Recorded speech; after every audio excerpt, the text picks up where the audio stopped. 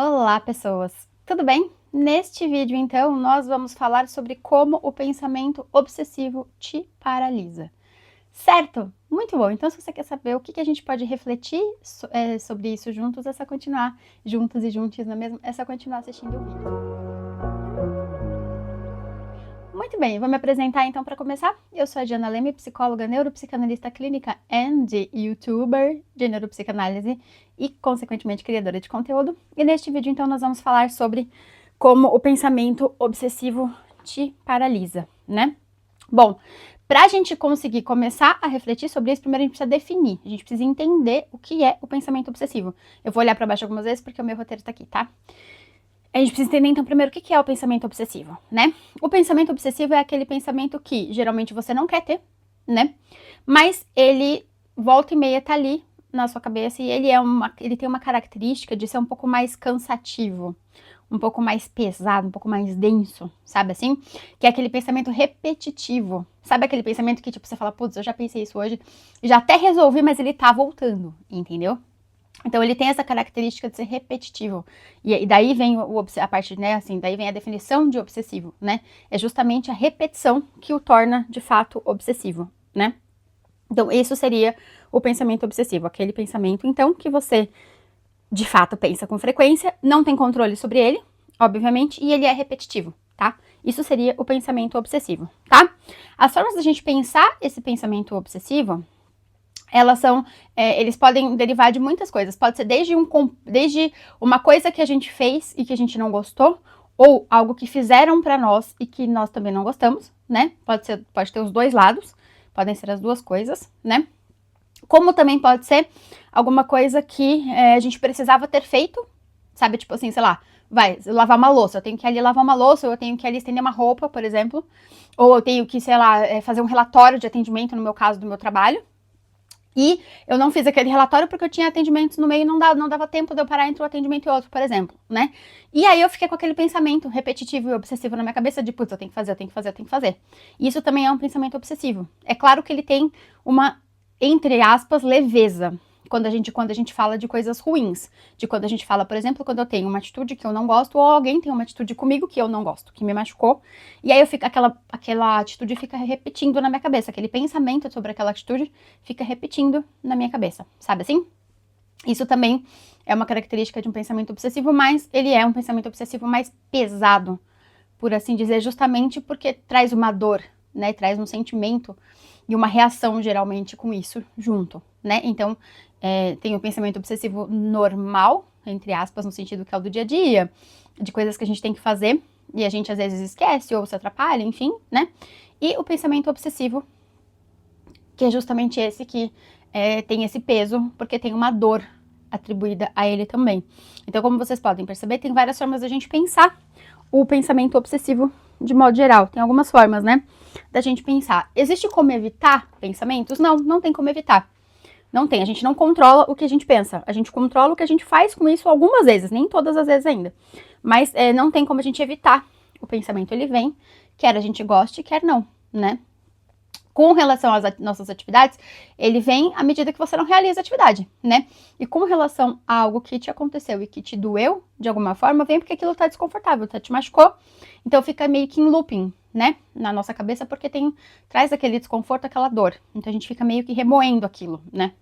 O pensamento obsessivo não deixa de ser um pouco de ficar remoendo, sabe? Os pensamentos. Mas a gente vai fazer depois. Eu vou fazer um vídeo só falando dessa coisa da gente ficar remoendo, sabe? Vamos ter em breve. Bom, então não tem como a gente evitar esses pensamentos, mas tem como a gente negociar, então, com esses pensamentos, porque senão eles tomam conta da gente e a gente adoece mesmo, né? Tem como a gente negociar com esses pensamentos à medida que a gente pode parar para pensar sobre os nossos pensamentos. É um pouco estranho isso, né? Mas eu vou dar um exemplo. Vamos supor, eu tô entre meus atendimentos, tenho o meu dia cheio de atendimentos, né? Que é uma coisa que acontece mesmo. E entre os atendimentos eu não tenho tempo de parar para fazer o relatório de atendimento, por exemplo, né? Que é uma prática que eu, pelo menos, costumo fazer. E eu não tenho o que eu possa fazer, eu não tenho tempo de parar entre um atendimento e outro para fazer esse relatório. Então, se eu percebo que esse pensamento, no meu caso, tô dando exemplo de mim que eu acho que é mais fácil, né? Se eu percebo que esse pensamento tá muito constante, tá ali meio que repetitivo mesmo, tipo, cansativo, eu só penso e falo, tá, não vai adiantar eu ficar pensando isso repetidamente, porque eu não vou ter como parar. Não vai ter o que eu possa fazer nesse momento que vai resolver, né? Porque eu tenho os meus atendimentos, eu tenho os meus horários, não dá pra eu alterar só porque o pensamento tá ali incomodado, vamos dizer, né? Só porque a gente tá com essa questão em aberto, por assim dizer. Então, o que eu posso fazer com isso, né? Esperar até a hora que eu vou resolver. Então, eu geralmente me trago pro presente, porque uma das características do pensamento obsessivo é a gente tá ou no quando aconteceu ou no que vai acontecer. Nunca ele tá relacionado com o presente, pouquíssimas vezes, exceto quando é esse caso do relatório, por exemplo, que eu tenho que fazer, né? Mas aí a negociação acontece como? Eu vou parar pra pensar. Ok, eu tenho vários atendimentos, eu não tenho tempo de parar pra escrever um relatório. Não tenho, simplesmente não tenho. Vai adiantar eu ficar remoendo? Não, não vai. Não vai me trazer esse tempo só porque eu tô remoendo ou repensando aquilo. Não vai mudar nada, certo? Então, não vai adiantar. Então, eu me trago o presente no sentido de eu tenho como resolver? Não, eu não tenho como resolver. Então, eu só mudo o pensamento, né? Aquilo já meio que fica resolvido no sentido de que se eu não tenho o que fazer agora, tá feito, né? Por agora, ao menos, né? Depois, na hora que eu tiver que resolver, eu só simplesmente sento, vou e faço meus relatórios, entendeu? Então aí tem a solução que vai vir depois. Mas se eu tenho como resolver agora já, não tenho. Então foi, entendeu? Como, por exemplo, uma conta para pagar. Que eu acho que é uma coisa que acontece com a maioria das pessoas, né? A gente tem as contas têm as datas, né? No meu caso, conforme eu vou pagando as contas, eu vou pagando conforme eu vou recebendo dos meus pacientes. Então, eu tenho uma conta, sei lá, que vai vencer hoje e eu tô para receber do meu paciente hoje, por exemplo, né? Recebi agora? Não, eu não recebi agora. Mas a conta tá vencendo hoje, mas hoje é até o final do dia, então tem algumas horas aí, né, para que eu receba, para poder efetuar esse pagamento. Eu tenho dinheiro agora? Não, eu não tenho.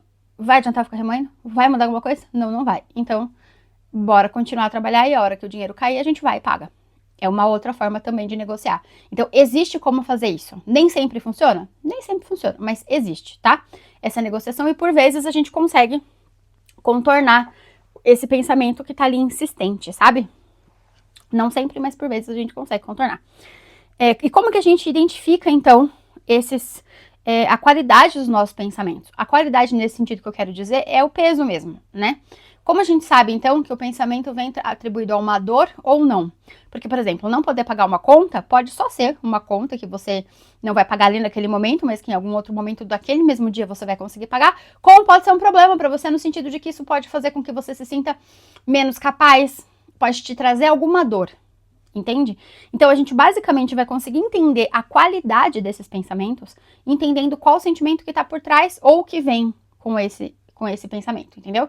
Então, por exemplo, se eu penso que a conta que tá vencendo hoje, né, esse é um exemplo bem prático, e que eu vou receber quando eu pagar, né, e que eu vou pagar quando eu receber, beleza. Só que se não acontece na hora ali que eu quero, e eu só vou ficar esperando receber, e é só assim, tá tranquilo. Agora, se eu não receber no tempo que eu gostaria, e aquilo me doer no sentido de eu me sentir menos autossuficiente por isso, e daquilo me incomodar, de alguma maneira me perturbar, por assim dizer, emocionalmente, então ele vai ter um outro peso. Então, a qualidade dos nossos pensamentos está aliado necessariamente ao que a gente sente com o que a gente pensa, a reação que a gente vai ter. Se vai ser só um pensamento mesmo, ou se ele vai te trazer algum desconforto afetivo, entendeu? E você consegue fazer essa separação justamente quando você consegue perceber o quão de sentimento aquele pensamento te traz, sabe assim? E aí, como que a gente identifica, então, quando ele é obsessivo? Porque nem todo pensamento é necessariamente obsessivo. Às vezes passa pela nossa cabeça, mas aquilo não fica se repetindo. Se não fica se repetindo, não é um pensamento obsessivo. É um pensamento, entendeu? Qualquer pensamento. Mesmo que ele venha mais de uma vez. Às vezes você pensa, por exemplo, sei lá, vou voltar pro exemplo do relatório. Eu tenho ali o tal do relatório. Eu pensei, putz, tem que fazer o relatório. Posso fazer agora? Não posso. Vou fazer depois. Então tá bom. Então, quando eu terminar os meus atendimentos e tiver um intervalo maior entre os meus atendimentos, eu vou e faço esse relatório. Beleza, e eu vou pensar mais vezes que eu tenho que lembrar que eu tenho que fazer esse relatório. E tudo bem, não tem nenhuma carga, entende? Seria diferente se eu falasse, putz, mas eu não vou fazer esse relatório, eu não vou conseguir fazer esse relatório de atendimentos porque eu sou muito lerda, porque eu não sei o quê, e começar a transformar esse movimento num pensamento mais pejorativo, onde eu me diminuo, entende? Então, é assim que a gente consegue perceber quando ele é obsessivo, né, e quando ele não é. Então, quando ele não é, ele tem essa característica de voltar à nossa mente porque a gente tem que fazer. E quando ele é obsessivo, ele não para de vir. Você não controla. Quando você tá angustiado com alguma situação e aquilo fica voltando, voltando, voltando e voltando, então ele é um pensamento obsessivo e que te traz uma carga negativa. Entende? Negativa nesse sentido, de ser mais pesado, de ser mais denso, né? De ser mais desconfortável, por assim dizer. Entende? Então é assim que a gente consegue identificar quando ele é obsessivo ou não, né? Porque são muitos os tipos de pensamento. Aqui a gente tá abordando o obsessivo e algumas diferenças entre o obsessivo. Porque mesmo dentro do obsessivo tem diferenças entre eles, né? Mas, de modo geral, se a gente for falar toda a nossa forma de pensar, ela é bem complexa. Eu nem vou trazer nesse vídeo, senão a gente vai ficar aqui falando horas, entendeu? Mas dá pra gente, dentro disso, entender o que é essa qualidade desse pensamento e se nosso pensamento tá quebrado. No sentido de adoecido, entende? Dá pra gente saber. O pensamento obsessivo, ele tem um pezinho ali no adoecimento, um pezinho. Não necessariamente se você tiver pensamento obsessivo, você vai ser uma pessoa que tem algum tipo de transtorno. Não necessariamente, entendeu? Mas pode caracterizar, pode ser um sintoma, por exemplo, de alguns transtornos, entendeu? Como, por exemplo, o pânico, a síndrome do pânico, a própria ansiedade, que deriva, né? O pânico deriva de uma ansiedade excessiva. E a própria depressão, muitas vezes ela pode ter esses pensamentos obsessivos, né? Então depende, né? Ele pode compor um quadro, sim, né? Ele pode ser um sintoma, como ele pode só ser um pensamento ali, entendeu? E tá tudo bem, mas a gente precisa entender o que é esse pensamento para que a gente possa fazer alguma coisa com isso, né? E essa é a função desse vídeo, no caso. Tá, então, a gente consegue, então, para identificar o pensamento obsessivo, geralmente são aqueles pensamentos em looping que a gente tem, né? E a qualidade deles a gente identifica com o peso emocional que isso traz e a reação emocional que isso traz. Certo? Tudo certo até aqui? Tá claro? Espero que sim. Deixem aqui nos comentários para mim se tiver alguma dúvida. Continuando ainda, então, esse raciocínio. E como que a gente negocia, então, com esses pensamentos obsessivos, né? Da mesma maneira que a gente negociaria com um pensamento, entre aspas, normal, que não fica se repetindo na nossa mente, né? É bem aquilo que eu falei, é meio que voltar para o presente. Eu tenho o que fazer agora com isso? Se eu tenho, eu vou e resolvo. Se eu não tenho, então tá resolvido. Não tem muito que a gente possa fazer. Não importa o quanto a gente se perturbe, né? Aqui que começa a ser um pouco dessa coisa da paralisia em si que eu falei, né? De como paralisa. Por quê? Porque quando você fica muito absorto nesses pensamentos obsessivos, né? Quando você fica muito preso, muito imerso naquilo, muito dentro daquele movimento, né? Às vezes a gente deixa de fazer. A gente às vezes fica travado, porque, por exemplo, se você tem um pensamento obsessivo que você não consegue resolver, você pode ficar remoendo aquele pensamento, não conseguir fazer nem o que você precisa fazer e nem resolver o pensamento, porque se você não consegue resolver naquele momento, então não consegue resolver naquele momento. Não vai ter a quantidade de pensamentos obsessivos que você vai ter, não vai predizer e nem vai te resolver. Nesse sentido, se não dá pra resolver, só não dá pra resolver e é isso, né? Mas ele vai te paralisar porque ele não vai te permitir continuar a sua vida. Ele vai sempre te colocar no futuro. E esse aqui é o problema, né? Esse aqui é o problema. Ele te paralisa justamente, né? Por conta de te tirar do seu presente. Então, ele te desconcentra das suas atividades que você tá fazendo, ou que você precisa fazer, seja essa atividade qual for, desde você trabalhar a você dormir, por exemplo, né? São atividades. Então, ele te tira desse lugar, né? Pra te levar para aquele lugar onde você não realizou o que precisava ser feito. Na sua cabeça. Às vezes nem precisava ser. Muitas vezes nem precisava ser. Mas na sua cabeça tinha que ser feito naquela hora, daquele jeito.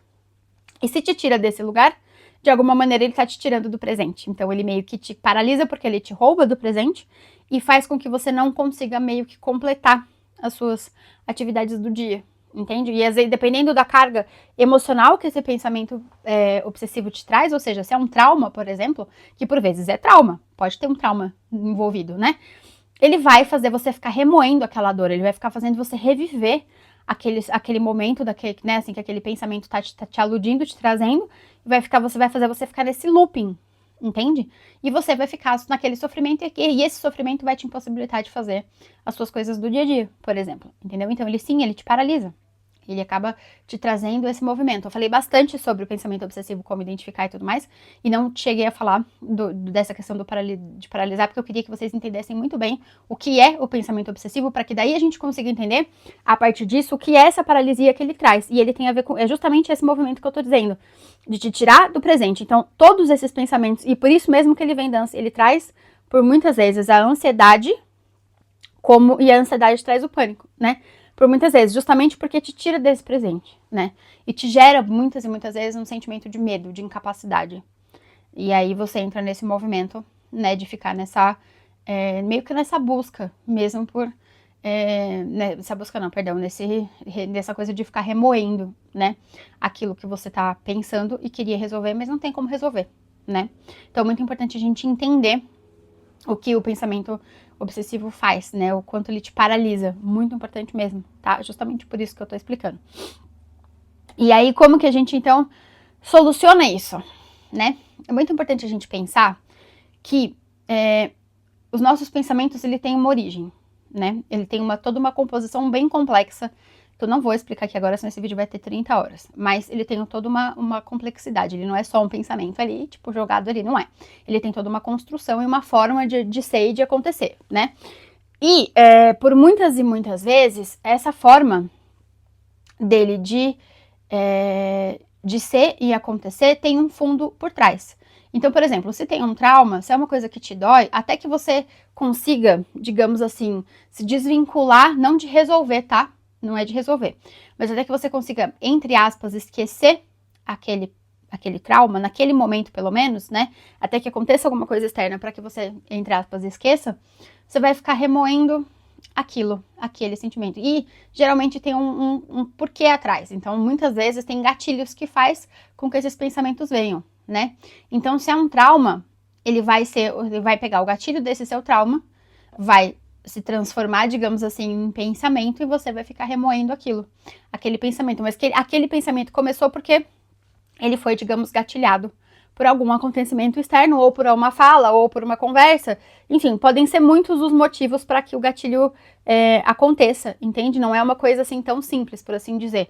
Os gatilhos, eles têm muitas formas, né, de acontecer. E na maioria das vezes a gente não percebe. Para quem não se trata, não tem terapia e tudo mais, às vezes a gente não percebe pelo que é movido. Então, o pensamento, ele tem um sentimento por trás, né? Ele tem geralmente um afeto, um desvio por trás. Esse afeto em desvio por trás, enquanto não for resolvido, esse movimento desse pensamento obsessivo vai continuar, entende? Então, como que resolve o pensamento obsessivo? Identificando qual é o desvio afetivo que está por trás desse pensamento, tratando esse desvio afetivo para que esse pensamento se cure, digamos assim, dessa dor, entende? A qual ele está ligado. Então, é muito importante a gente entender o porquê que a gente pensa o que a gente pensa, para que de alguma maneira a gente possa curar aquele pensamento que não é tão saudável, por assim dizer, aquele pensamento que paralisa a gente, que consome a gente, entende? Então, essa é a forma principal, na verdade, da gente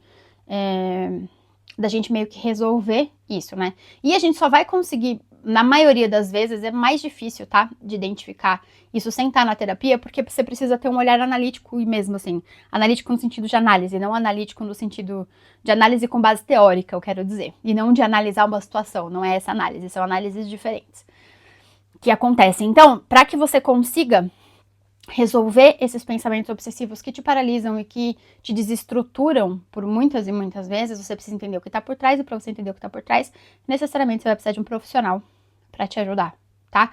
Dá para fazer sozinho? Quando não tem a ver com trauma, é um pouco mais fácil. Mas, assim, curar sozinho, não. Você consegue melhorar a qualidade desse pensamento. A cura necessariamente precisa de uma técnica ali, ela envolve uma técnica.